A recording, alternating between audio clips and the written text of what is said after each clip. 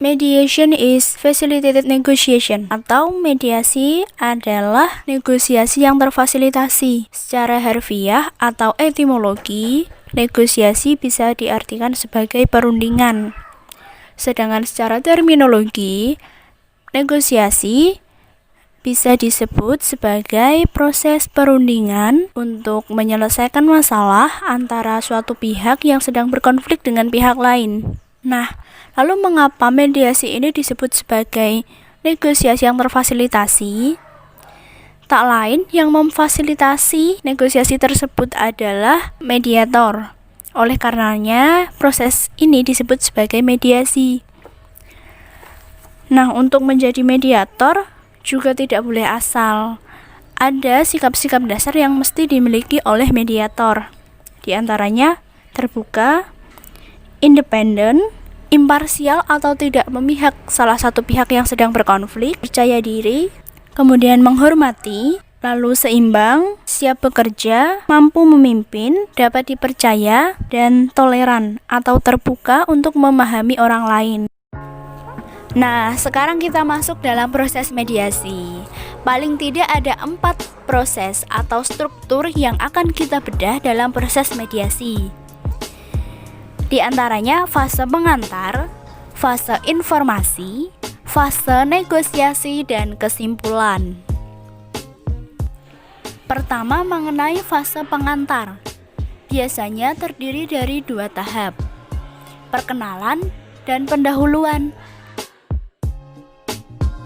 Perkenalan tentu memaparkan nama, hubungan, atau juga kewajiban antara pihak-pihak yang terlibat dalam mediasi. Persidangan Mediasi Pengadilan Agama Semarang nomor 7/PDT-6/2020/PA Semarang dengan penggugat Ibu Ani Utomo dengan tergugat Bapak Budi Utomo dipersilahkan memasuki ruang mediasi. Sedangkan di fase pendahuluan biasanya dipandu oleh mediator.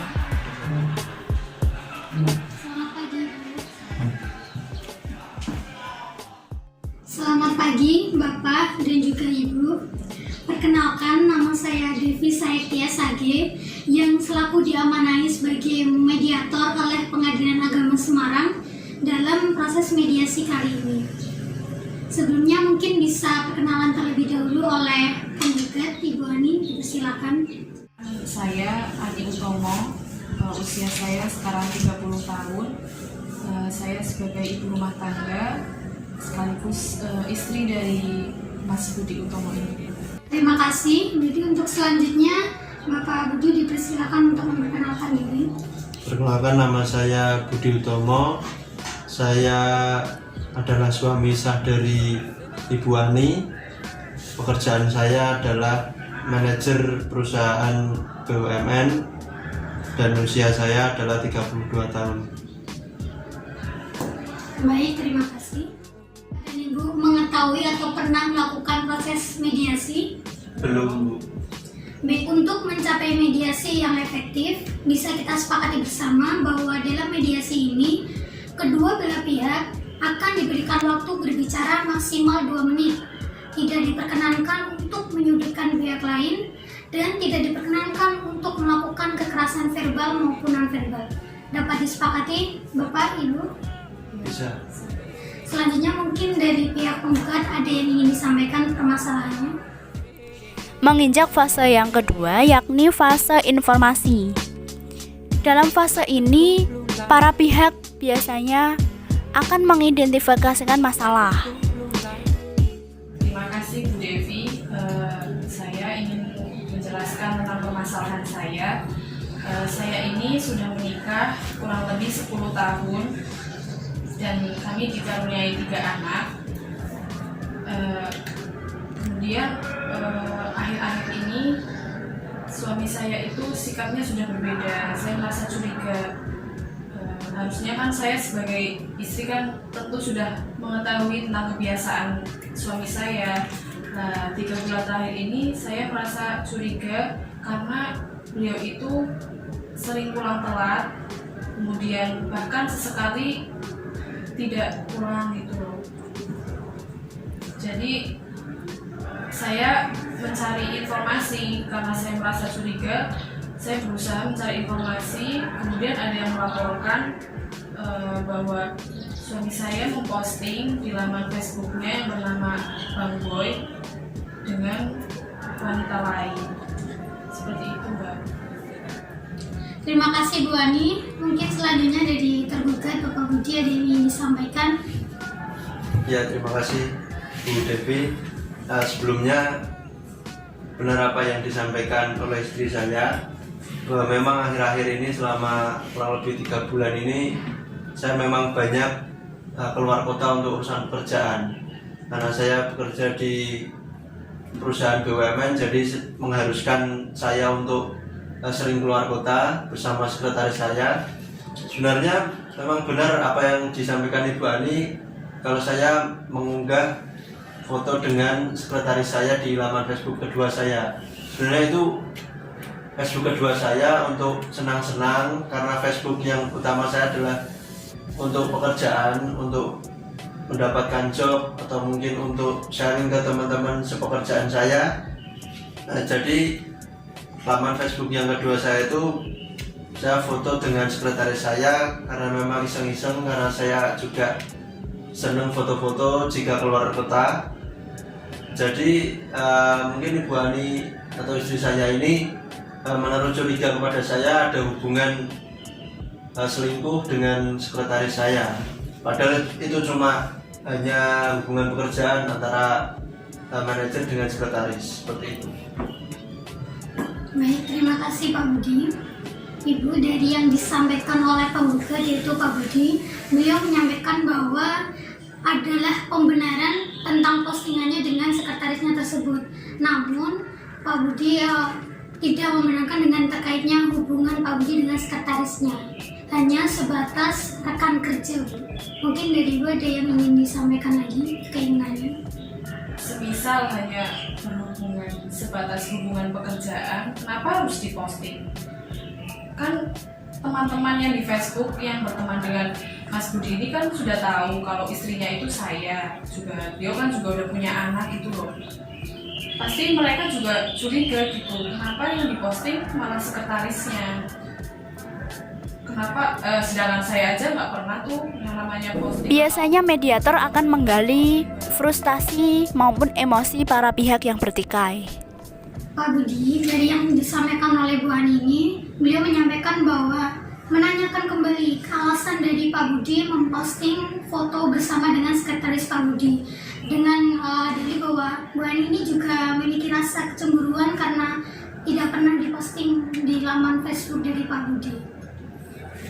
Ya, karena saya melihat komen-komen dari postingan tersebut, banyak yang mengatakan wah cantik. Jadi saya merasa bangga bisa foto dengan orang cantik. Sedangkan istri saya ini kalau di rumah jarang dandan, terus sibuk mengurus anak, terus kalau pergi-pergi juga makeup seadanya. Jadi kan saya punya rasa bangga jika saya tuh punya istri yang cantik, sedangkan istri saya saja. Jadi kamu lebih bangga? Ya bangga dong, karena di sosial nggak pernah tahu jadi itu bikin gimana? bangga kami. Ini Pak Budi mohon tenang. Ini kesempatan dulu untuk Bu Ani menyampaikan karena tadi juga Pak Budi sudah. Monggo Bu Ani silakan. Jadi gini loh Bu, dia itu lebih bangga gitu loh kalau upload foto sama orang lain daripada istrinya. Saya itu juga malu kalau keluar rumah tetangga itu pada ngomongin saya, kenapa sih Mas Budi kok fotonya sama orang lain. Jadi kan mereka itu taunya Mas Budi itu ya ada hubungan dengan orang lain gitu loh Bu. Sudah Bu. Nah, Pak Budi, Bu Ani ini menyampaikan bahwa dia merasa tidak nyaman dengan gosip dari para tetangga bahwa Pak Budi ini memiliki hubungan dengan sekretaris Pak Budi. Bagaimana Pak Budi? Ya karena memang saya memang mengunggah foto itu ya karena memang sekretaris saya itu terlihat lebih cantik daripada istri saya. Karena istri saya itu kan kalau di rumah itu jarang dandan, terus ya uyel-uyelan gitulah. Jadi kan karena memang teman-teman saya itu wah istrinya Pak Budi ini cantik, kan dikira istri saya, jadi saya merasa bangga. Wah seandainya kalau istri saya seperti itu kan, jadi saya merasa lebih bangga gitu. Setelah itu akan menemukan isu, yaitu apa yang perlu diselesaikan.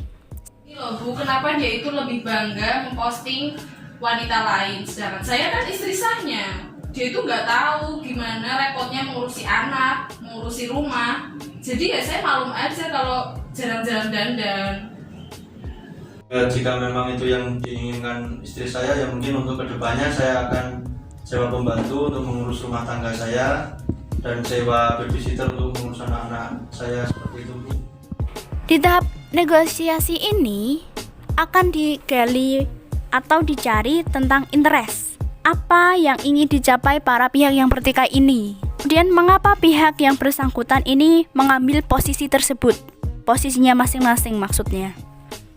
Setelah mengetahui posisi para pihak, mediator akan mengarahkan para pihak untuk mencari pilihan-pilihan sebanyak mungkin, pilihan yang bisa diambil seluas-luasnya untuk mencapai atau mengakomodasi kepentingan bersama. Apa yang ingin disampaikan terkait keinginannya dengan persengketaan ini? Kalau dari saya sendiri sebenarnya masih tetap ingin cerai dengan Mas Budi, tapi saya melihat keadaan anak-anak saya yang masih memerlukan bimbingan dari orang tua lengkap dan nafkah tentunya. Jadi demi kebaikan anak-anak saya coba untuk melihat dulu Mas Budi apakah mau memperbaiki dari awal lagi atau gimana. Bagaimana Pak Budi, apa yang ingin disampaikan terkait keinginannya? Ya, saya tetap ingin Ibu untuk memperbaiki kesalahan saya. Saya juga melihat anak-anak saya masih butuh bimbingan, masih butuh nafkah dari saya. Ya, saya untuk kesempatan kali ini saya ingin meminta maaf dan untuk kedepannya saya tidak akan mengulang kesalahan yang sama. Untuk tetap lanjutkan pernikahan dan siap untuk memperbaiki diri. Bagaimana dengan kamu? Bisa memberikan kesempatan berikutnya? Saya memaafkan Mas Budi, tapi dengan syarat Mas Budi harus menghapus akun Facebooknya, kemudian mengganti sekretarisnya, dan bersedia menyewakan ART untuk membantu pekerjaan rumah tangga. Bagaimana Pak Budi? Tadi Bu Ani telah menyampaikan syaratnya terkait dengan keinginan Pak Budi untuk diberikan kesempatan kedua. Tadi telah disampaikan 3 keinginan dari Bu Ani, yaitu menghapus akun media sosial Pak Budi, kemudian mengganti sekretaris Pak Budi, dan juga menyewakan ART dan juga baby sister untuk membantu Bu Ani mengerjakan pekerjaan rumah tangga. Kalau cuma itu keinginannya, insya Allah saya bisa sanggup, Bu, untuk memperbaiki rumah tangga saya kembali. Bagaimana Bu Ani? Pak Budi telah menyatakan kesediaannya untuk melengkapi syarat-syarat yang telah diberikan oleh Bu Ani. Ya baik, jika disetujui ya. Jika pilihan-pilihan ini mampu dikerucutkan dan disepakati oleh kedua pihak, maka mencapai tahap kesimpulan. Mediasi sudah mencapai tahap kesepakatan. Yang kesimpulan itu bisa berupa mediasi gagal atau mediasi berhasil dengan menghasilkan keputusan bersama yang saling disepakati.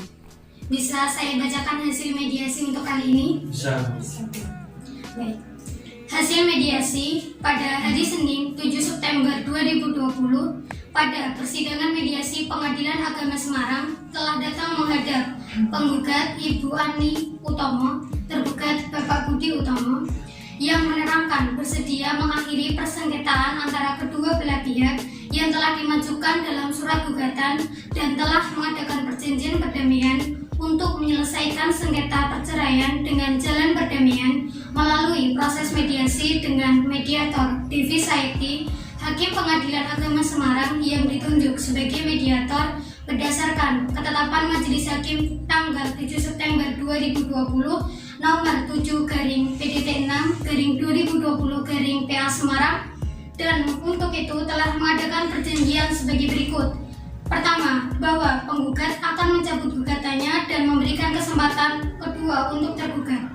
Yang kedua, bahwa tergugat bersedia untuk menghapus akun media sosialnya dan juga mengakhiri hubungannya dengan sekretarisnya.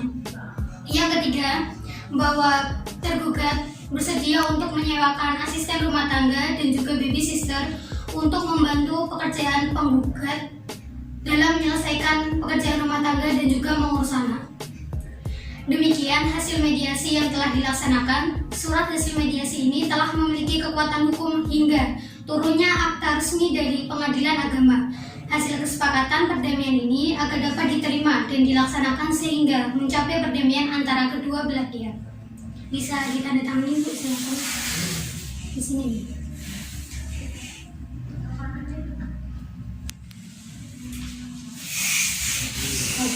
Silakan.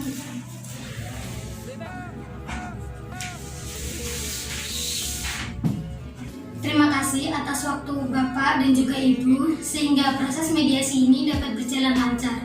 Semoga hasil mediasi yang telah disepakati dapat diterima dengan baik dan dapat dilaksanakan oleh kedua belah pihak sehingga sengketa sudah dapat terselesaikan dan tidak berkepanjangan. Sebagai tanda telah terselesaikannya mediasi kali ini dan juga telah ditemukannya kesepakatan antara kedua belah pihak, silakan untuk